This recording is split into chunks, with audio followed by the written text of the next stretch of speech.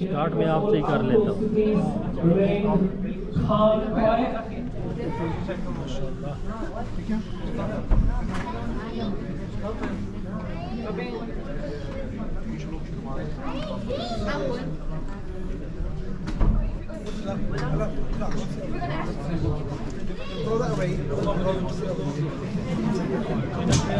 Assalamu alaikum, brothers and sisters. Can I please request all of you to sit down so that we can start tonight's proceedings?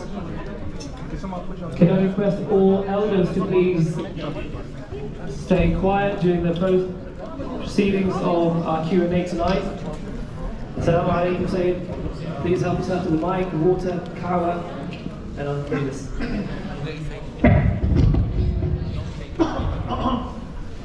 Bismillah ar-Rahman ar-Rahim. Assalamu alaikum to all brothers and sisters.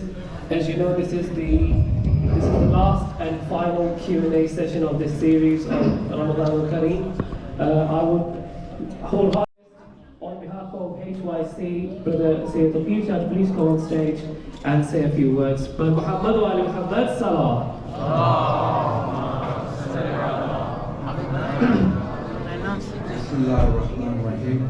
Thank you everyone for attending and making this a beautiful session. I'd like to take this time to thank my Sayyid brother here, Sayyid Hussein Makki. A lovely brother, as you can tell, he's put a lot of effort and time to give his time to our community, and hopefully you've reaped the rewards of this, inshallah. We'll try to convince him to do another session. Nothing guaranteed, but we'll speak to him. Sayyid, obviously, he's put a lot of hard work and effort to study, etc. And I hope you've realized the benefit that is, alhamdulillah, the numbers show it. So you're really benefiting and soaking up this knowledge. And I hope you make the most of it, because this is Ramadan, yeah? We'll make the most of Ramadan, but we'll continue on for the next month and years, inshallah. And let's make it not just a journey here and back, but a long-term journey to Allah subhanahu wa ta'ala, inshallah. Thank you so much. Muhammad wa ali Muhammad, salawat. Over to you, Sayyid. Thank you. أعوذ بالله من الشيطان الرجيم. بسم الله الرحمن الرحيم. الحمد لله رب العالمين. وصلى الله على سيدنا محمد وآله الطيبين الطاهرين. صلى على محمد. اللهم صل على محمد وآل محمد. I think we should turn the mic away from me. So there you go. That's nice. Is the sound okay? It's alright, yeah? Okay, guys. Anyone who has any questions that they couldn't ask in the last 20 minutes? Anyone who has any questions that they couldn't ask in the last 2 days, and you want to ask now, whether it has to do anything with our subject matter or else, please feel free. We have the first question. Assalamu alaikum. Assalam wa rahmatullah. First of all, thank you very much. Thank you. Islam promotes young marriage, and obviously in our society, in our culture, nowadays, what we're facing is we've normalized a lot of things that we going away from marriage these days. How does somebody approaches his parents or their parent with regards to marriage when they know they're going to commit something which goes against the words of Allah, and if their parents think that they're not financially stable enough to get married, what should a person do in terms of that situation? Yeah, that's good question. So I think when we say financially stable, your connection to Allah is unlimited, because there's never going to be a point where you can ever say, I reached Him. You can never say, I reached God. You can never say, I made it. And that might upset someone, because it's like, I've been yearning my whole life to reach Allah, and I already know that I won't reach Him. You can't, because He's not in a place that you can reach. He's unreachable. So that answers the question, because it also means that you have unlimited potential. So if the aim is unlimited, then you become unlimited as well. So your potential is also unlimited. You can be so great Because Allah is infinite. So there's absolutely no cap on how amazing and how much you can grow and how amazing you could be. There's no cap. As for Inna Allah yahdi man yasha, He guides when He wills. Well, the beauty in that is, if you don't want it, Allah won't guide you. And if you want it, then He will. So all you have to do is just want to be guided. Allah will never not guide whoever wants to be guided. Yes, we understand the ayah that Allah guides who He wills to guide, who He wants to guide. We understand that. But also consider the fact, and it's a fact, that Allah will guide one who wants to be guided. Not only when you look at the ayah, in Allah yahdi man yasha, so the man is understood here as ism mawsul in Arabic and grammar. It means it's referring back to Allah. That's who it's referring back to. Allah guides who He wills. Man, Him, who He wills. But man can, if you look at it in a different way, man can also mean man who wants to be guided. The one who wants to be guided. So, the one who wants to be guided will always be guided. And the one who doesn't want to be guided will never be guided. As for the extent to which they are guided, there is no limit on it. It's unlimited potential. There is no cap ever. Thank you. Does anyone want to ask a question in person before I get to these? Yeah, we have a mic So here, so if you want, we can send it over. I was just going to ask that a couple of days ago you was talking about how there was other creations before Prophet Adam alayhi salam, and I was just wondering, when Allah flooded the earth during the time of Prophet Nuh alayhi salam, was that like a new creation created, or was that just saying, or it's just random little question? Oh, good question. After Nabi Nuh alayhi salam, it's not that the whole earth was flooded, right? So that community was flooded. Wherever that was in the world at the time, that's the place that was flooded. It doesn't mean the whole earth was flooded. So creation and civilization continued in other places. As for that community, again, it can mix with other communities. The continuation of that civilization, the people who remain on the boat, for example, Adi, they mix with another community. Like, for example, with Ismail and Hajar. Ismail, the son of Abraham, right? He left Palestine as a baby, right? Ibrahim took him and left him in Mecca with his mother Hajar. When they were in Mecca, she was looking for water. A tribe called Jurhum, they were walking through and then they saw birds flock to that area because there was water there. So they knew there's water. So they went towards the water, they found, look, a woman and a baby. Hajar and Ismail, they took them into their tribe.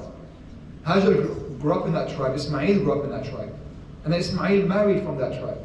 And then he had descendants for thousands of years, and they became Quraysh later on, thousands of years later. They were known as the descendants of Ismail, and that's where Prophet Muhammad comes from too. Now, the reason why I'm telling this story is because it's one of the examples of how 1, 2, 3 people join another tribe, and they have a whole new tribe or a whole new clan hundreds of years later, and they become their own people and nation. So with the Nabi Nuh, it wasn't the whole world, it was just that community.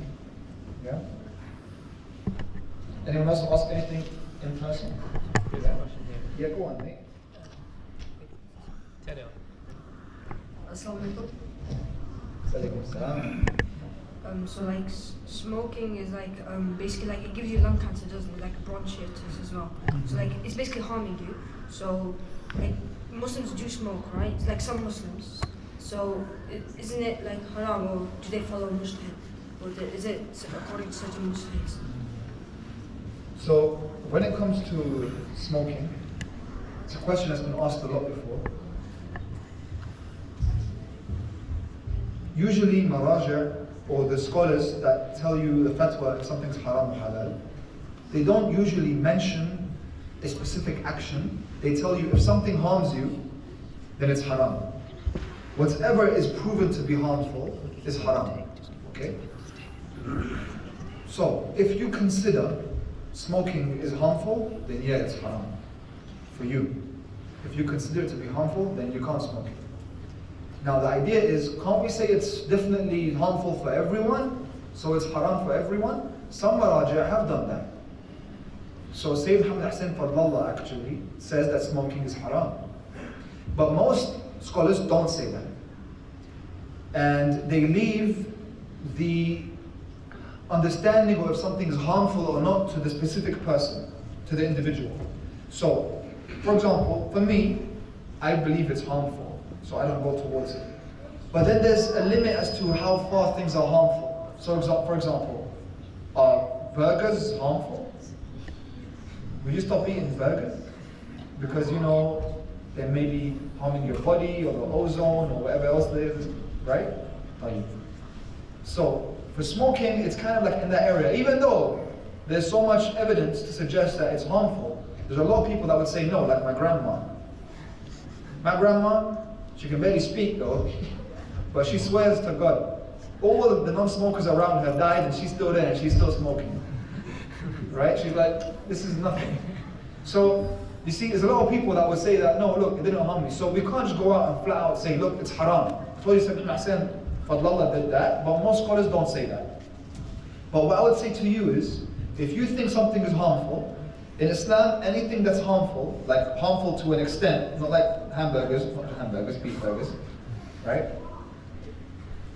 Then it's haram. Hamburgers are definitely haram. Thanks for clarifying. Yeah, that's clarify that. Thank you. Is that okay? Let's take one more question from the brothers and then we'll send the mic over there. Yeah. Go You on. go first. In one of your lectures, you mentioned how we are on the lowest level. So my question to you is you know how the jinns have their own world, as you mentioned. Are they on the same level as us, or are they on a different level? Oh, very good question. So, this realm of dunya is a realm, we say it's dunya because it is dani. Dani means the lowest level. Dunya being a world that's limited by physicality and material. When we move into the next realm, in Barzakh, when we die, the understanding is we're still very much mirroring this world, but with different laws. The akhirah is different to barzakh. Okay? So afterlife is different to purgatory. Purgatory is barzakh, it's like the waiting room before akhirah, before judgment day. When you die, it's not judgment day straight away. There's a little wait. You go to a place of the world of souls. Okay? Barzakh it's called, barzakh. So barzakh is this place. Now, sometimes people who die can visit this world, because barzakh is a world above this world. They can visit this world, and depending on how pious they were, Allah subhanahu wa ta'ala allows them that. The reason why I'm telling you this is because I'm giving you a background to understand the different worlds and their levels and how they work. Now, as for jinn are not part of the human realm. So jinn are not in dunya as physical material beings, in that understanding. But their world mirrors our world, much like barzakh mirrors this world. But not because it is higher in terms of it being better. It's something that is on a very similar level, however, they have different laws. They have different laws in that realm. Laws, when I say laws, I'm talking about, you know how here we have the law of gravity? We have laws of physics, right? And we have width and height and all that kind of stuff. Those are laws of physics that we can't do anything about. In barzakh, those laws change. You know when you look at yourself in like those weird, funky, funfair mirrors, and then you really look really different than how you actually look, right? So imagine the mirror is for the whole world. A very different type of law of how tall and wide and the depth of how deep you are. Okay? The world of jinn is like that. The world of barzakh is like that. But the world of barzakh is a bit more intense than these worlds of ins and jinn. You'll notice ins and jinn are usually set together. Al-insi wal jinn. Okay? So it's a very similar level. But when I say dunya as in dani, I'm talking about our ascension, back up. So we're going to go through worlds to go back up to Allah, to return to Him. Right now, as human beings, we have nothing to do with the world of jinn. We're not going to go to that world. That's for a different creation. The world of angels, for example, not only the world of jinn, the world of angels is also a world that is not for us. They have a world for themselves. The world of angels is way more intense than our world. They're known as a world of actuality. As they were created, they are. But for us, this is known as a world of potential. We are slowly creating ourselves into what we're going to be in the world of actuality later on. So later on, you're going to be in a world that is even more intense than the world of angels, depending on your actions. Okay? Like, this is, you want to ask? Yeah, go on. So I'll break my question in parts if I may. Our imams, they're human beings, right? Yeah. Where is the evidence in the Quran that our imams have been, by permission of God, been given the ability to see the unseen? And then where in the Quran does it specifically state the extent to which the imams can see the unseen? Because God's very clear about the fact that He can see the unseen, but where's the evidence for that about the imams, considering that they're human beings in the Quran? When it comes to the Quran is not specific when it comes to the imams in that way. Like this imam can see the unseen in that way. What we do is we take laws from the Quran and we apply them to what we have from our hadith corpus. What I can say though is in the Quran there are individuals in the Quran names as human beings. So Moses is also a human being, and Isa is a human being, and Ibrahim is a human being, and Rasulullah is a human being. These are all human beings. But the Quran says, بِإِذْنِ اللَّهِ, Rasulullah is taken from Mecca to Palestine and back in one night on the Buraq. Right? In the Quran. But the Buraq is a winged horse. So that's in the Quran. That's everyone has to believe in that. And that Allah went, Subhana alladhi asra bi'abdihi laylan min masjid al-haram ila masjid al-aqsa. So that's that ayah. You have when Ibrahim was thrown into a fire and the fire becomes cold. When Moses splits the sea. And maybe the wackiest one is when Jesus brings the dead back to life, because that's a very godly act. So that one is perhaps the one that reminds us most of God. All of those are miracles. Splitting the sea and turning a stick into a snake. Okay, that's all in the Quran specifically, for those specific individuals. But I'd say, just to come closer to your question, because we feel like the unseen is different than just miracles. The unseen is like, yo, that's only for Allah. But then bringing dead back to life, ahya al-mawta, that's something that usually is understood to be for God. But Jesus, Ruhullah, was given that ability, that permission. What we can decipher from this is that Allah can give the power of what He wills to anyone. He has power and He can give it to anyone He wants. Okay? Does it mean that the ones named in the Quran are the only ones He ever gave power to? Considering that He has 124,000 prophets and only 25 are named in the Quran. And of the ones that are named in the Quran, not all of them had a power. But then He names that Sulaiman could speak to animals, and each one He gives them a certain ability. So does that mean they're the only ones? Is there anything to suggest they're the only ones?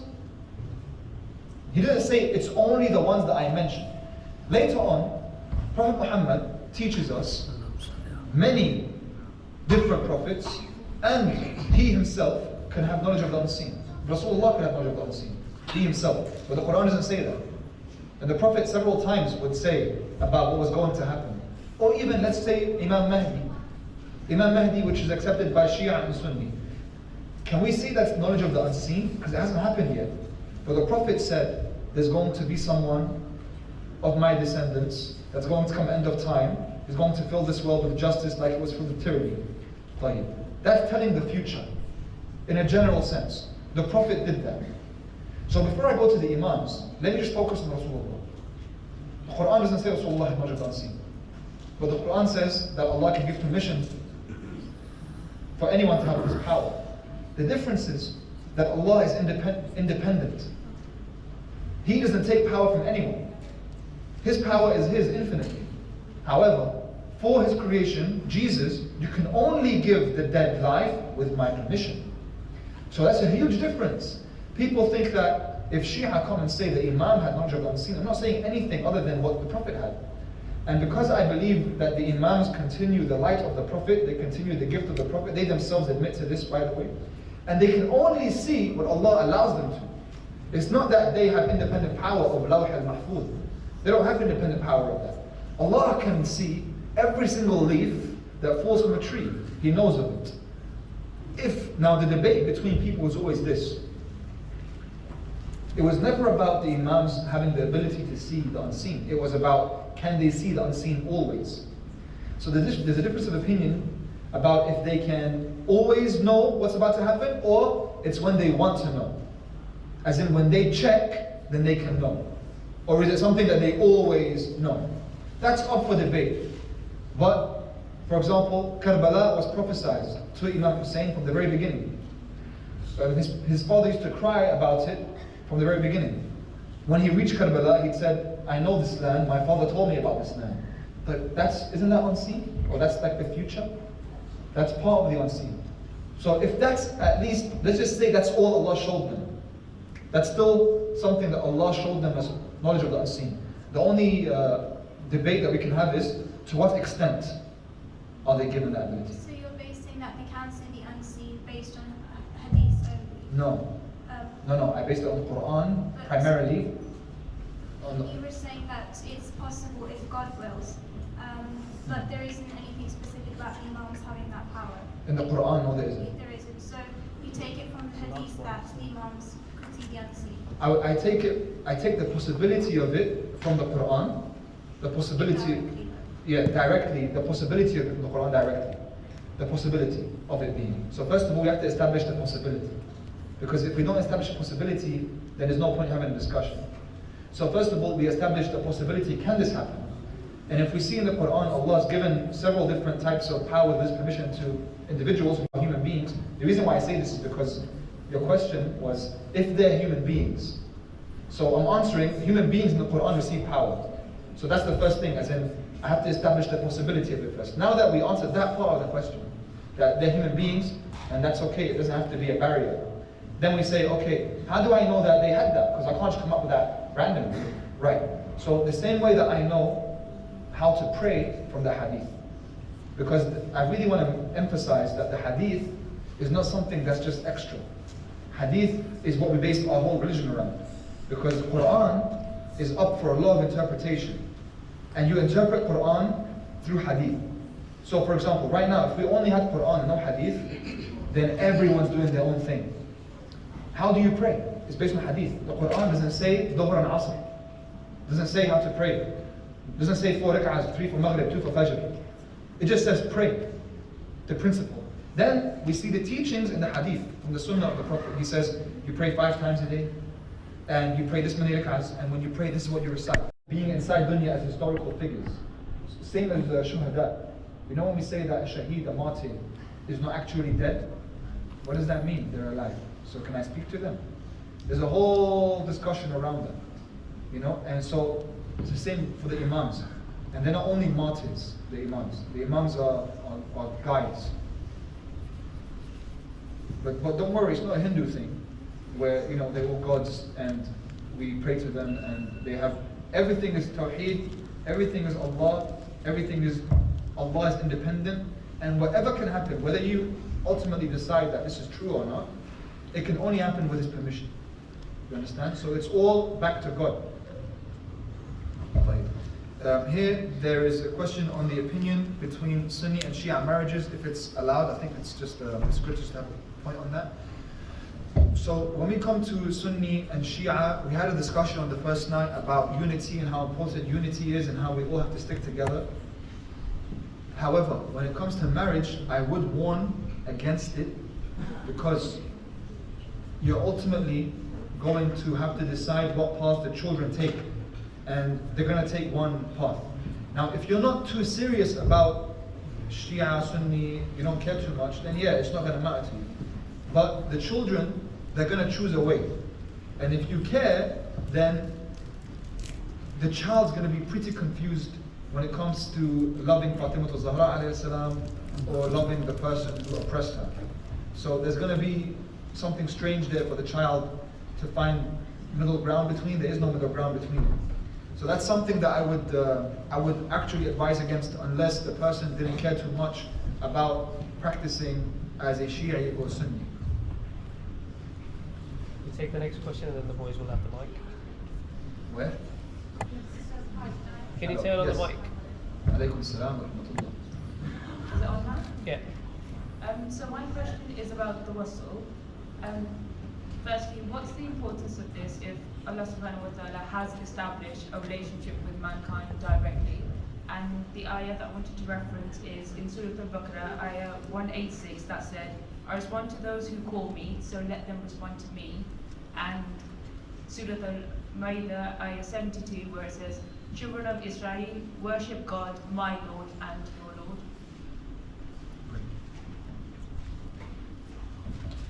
There are also several different ayat in the Quran where Allah subhanahu wa ta'ala, when He mentions Himself, He also mentions وَرَسُولَهُ وَرَسُولَهُ وَرَسُولَهُ.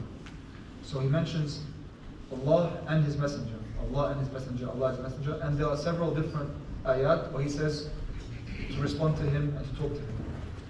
So what we understand from that is Allah subhanahu wa ta'ala has a direct relationship with man, but He also has a way in which He wants man to come to Him. So He told us, come to me, but He also said to follow the Prophet. Right? And that's evident. And those are not contradictory, those go hand in hand. There's a story, a hadith, in the time of Nabi Musa, there was a saint who often went into the mountains and would fast and pray constantly to God. And he had a haja, and his haja wasn't answered after the 40 days. So he committed 40 days of devotion, and his haja wasn't answered, and he didn't know why, and he was distraught. And he came to the townspeople, and he would often complain that his haja wasn't answered. So then they told him, go speak to Musa, because Musa is Kalimullah, he can ask for you. So he went and spoke to Musa. So Musa went and spoke to Allah, Ya Allah, why aren't you answering the haja of this man? And Allah said, Ya Musa, even if he melts in me the way butter melts in fire, I won't answer him. Musa said, why? He said, because he wants to come to me without you. And I specifically told them, you're my gate. So come to me through the gate that I want him to come to me. He's the master. Thing is, we love to worship Allah the way we want to worship Him. And it's not up to us. I can't say to Him, I want to worship you like this before I sleep. Put my hands and say, God, please bless us, and bless Father Christmas, and bless everyone. No, He said you have to get up and say the adhan and the iqamah, and then you pray 5 times a day. That's how I want you to pray. So He is my Mawla. Why am I deciding? I'm not saying you're saying this, by the way. Why would I want to decide to my master, listen, Allah, I know you like it when I go to the Prophet. But you know what? I don't need the Prophet. I want to go straight to you because I love you. I don't want any barrier. But guess what? SubhanAllah. We can't handle Allah without the Prophet. We can't. We can't even fathom it. You know, anyone who has had a deep experience with the divine gets really scared at one point because it's so much more than they expected. It's so heavy. And there are special people Allah placed on this earth that can somewhat understand fractions of it, like the Ahlul Bayt or like the Prophets. And these people just told us, listen, do 1, 2, 3, you're going to be okay. So what we're doing is, we're claiming that we have a flag or a leader. Every single person on the day of Qiyamah is going to be awakened with his Imam. That means there are people that are going to be awakened with the Imam who is Donald Trump. He's an Imam for some people. And there are some people who are going to be awakened with Stalin. And there are some people that are going to be awakened with Imam Hussein and Imam Mahdi, and you're going to be with your Imam or your Prophet. Okay? So, everyone has to have that. There has to be a portal, there has to be a way in which we go to God. There has to be a way. And so Allah gave us the way. He gave us a specific way in which we do it. does that mean that it's not direct? Because I can take the question further and say, all right, no prophet, no imam, if Quran, but Quran didn't tell me wajibat in that way. And there's a lot of things that are open to interpretation. I can decide how to do them. So I want to go to Allah in this way. And that's what's happening right now. We come to something where everything is open to interpretation, and it's called hermeneutics. And with hermeneutics, that's why you have a lot of people that say hijab is not wajib. When it's never been a debate for 1,400 years, hijab's been wajib. It's even been one of the daruriyat of the deen, necessities. That hijab is wajib. But now there's a debate around it. Well, there's going to be a debate around everything soon. As for the imams, there's never been a debate about that for tashayyu'ah either. When it comes to me doing tawassul through an imam, it's me speaking to Allah in a way that I know He likes. That's all it is. I don't have to do that. If you don't want to do tawassul through the imam, you don't have to. You can do it yourself. But I think to myself, Allah likes my voice, but Allah loves Imam Hussein's voice more. Why would I not want to go with Imam Hussein's voice? It's just so logical. But sometimes I want to be stubborn because I just don't want to. So let me be like the man and praying for 40 days devoted, because I want to go to God without Musa.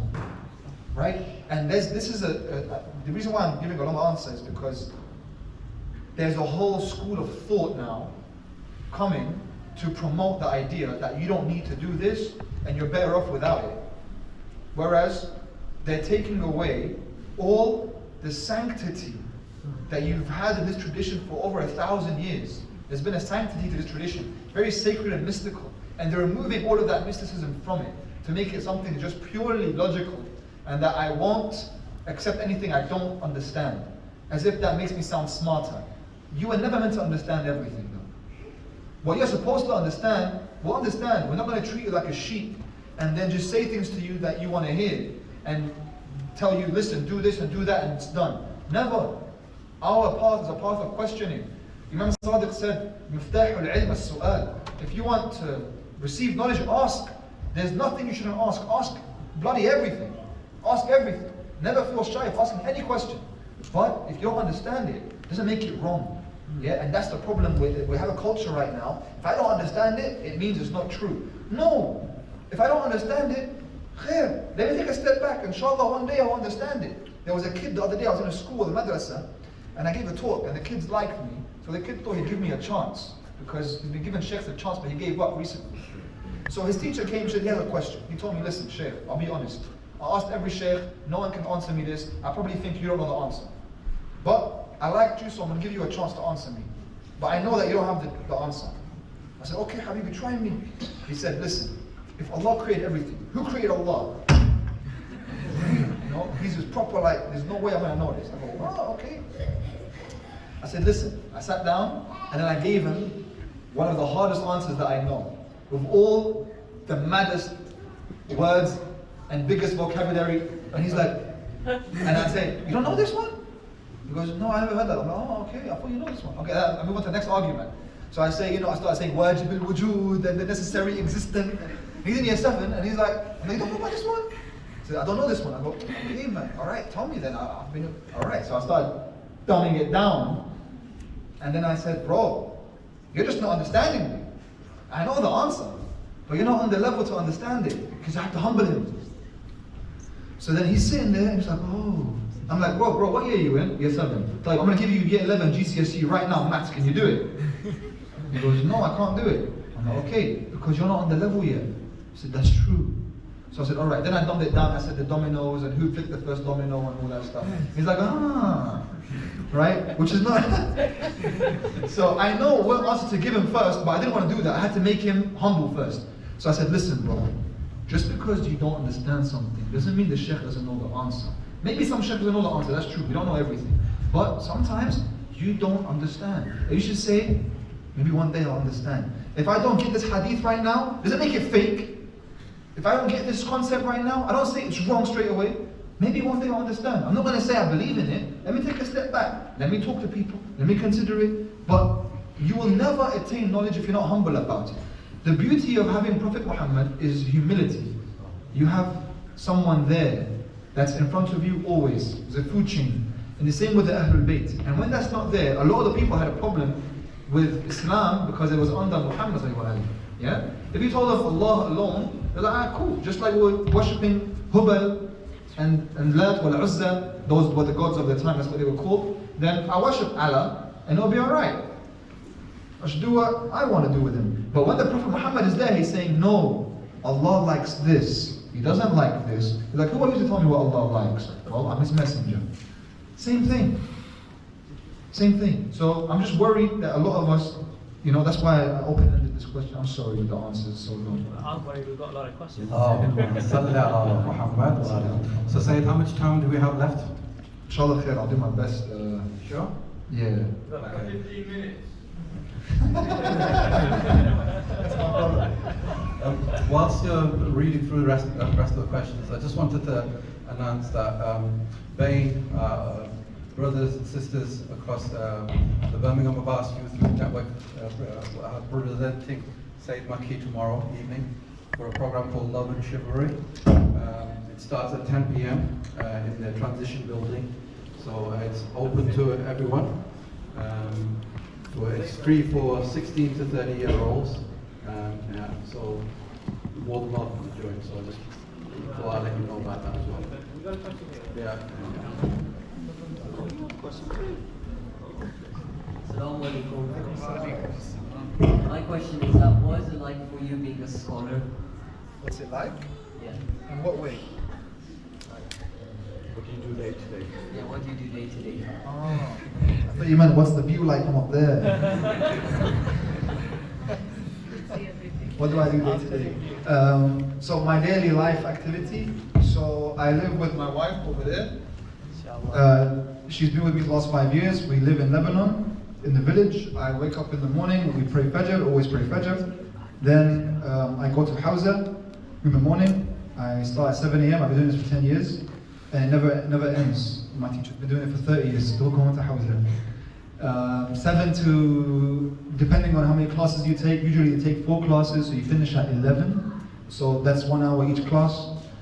And then you get home for Dhuhr time. And then after that, you have lunch.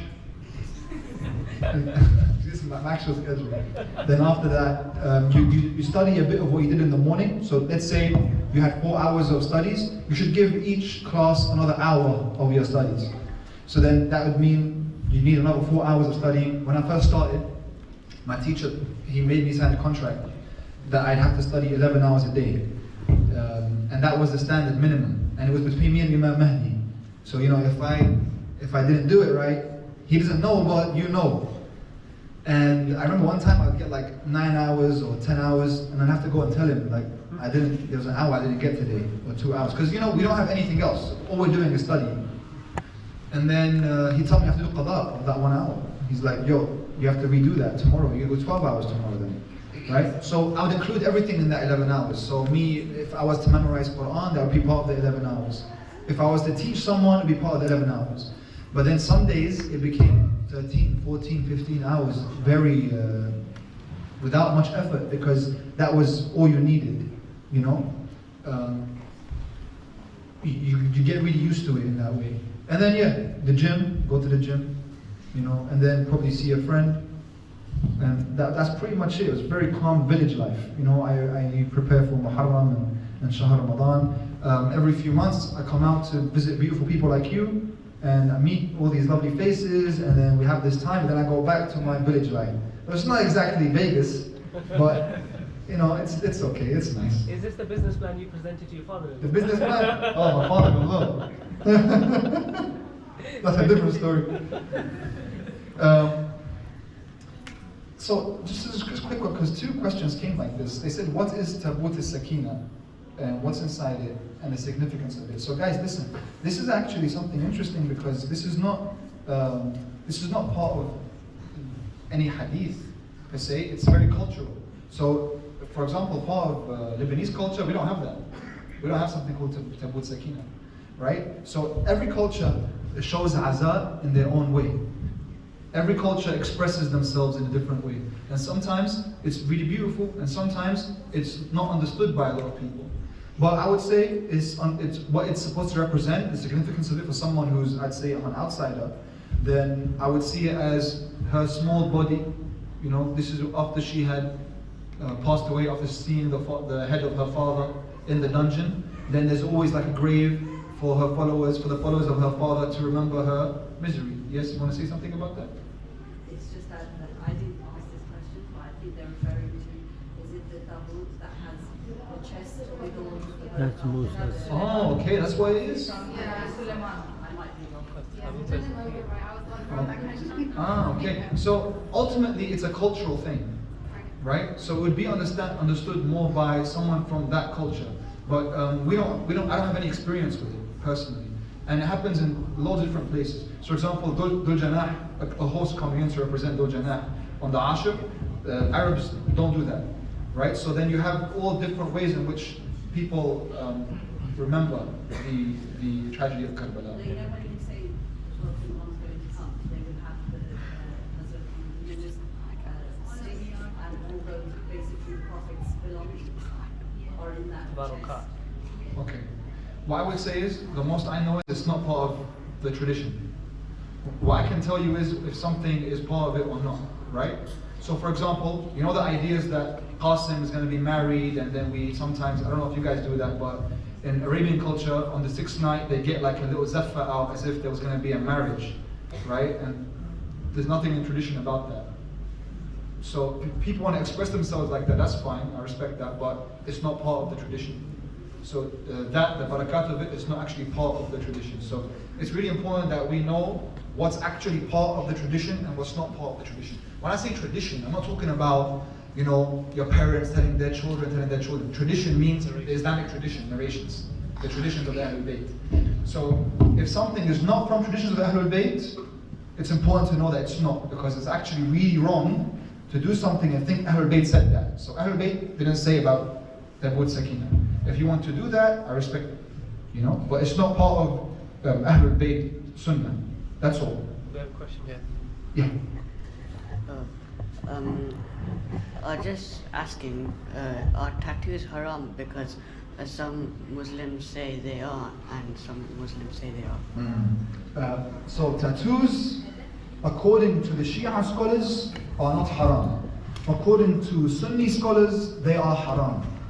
So they're not haram, although I wouldn't recommend you get tattoos, because you know, different cultures have different understandings of the connotations of tattoos.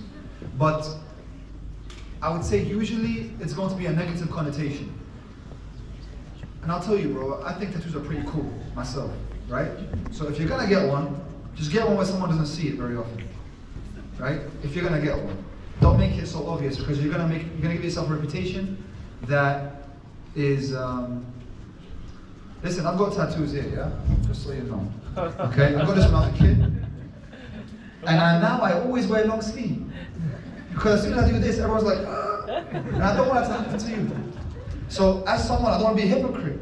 Tattoos are not haram, but look at me, man. It troubles me all the time, and I wish I didn't get it. You see, but Lebanese people, they think it's really cool to have tattoos. Like everyone's got a tattoo in Lebanon. So it's very different. I know in this culture, tattoos are seen actually negatively, right? So you've got to be really careful what kind of reputation you give to yourself. And that's really important, taking care of your reputation. Okay? Can you take the last question from the sisters here? Yeah. Alaikum salam. I just wanted to ask what's meant by the Arsh of Allah, because you know when the Prophet went on Miraj, he was said that he went the distance of 2 bows from the throne, but does that not kind of refine Allah to a space? Or Yeah, great question. So in the Quran, Allah uses a lot of symbolism. So you think about it, He says qalam, the pen, and He often says kitab, a book, right? Kitab al-mahfud, and then He would say arsh. So Allah subhanahu wa ta'ala is using symbols that our civilization finds sacred, or that have specific connotations for our civilization. So when I say pen and book, what do you think of? Like knowledge, no? Knowledge, right? Usually. So these are symbols to mean something. If Allah had sent the Quran to a different civilization, this is really important topic we should go up. Do you think he would have said Arsh? He may have said another word, you know. But think of what Arsh represents. Think of the symbolism of the Arsh. Don't think of a literal Arsh. Like when Allah says His hand is over their hands. Yadullah fawqa aydihim. Doesn't mean He has a hand. It means the symbolism of someone's hand being above yours, there's a certain connotation to that. A lot of the Quran is this way. And it's very poetic in that way.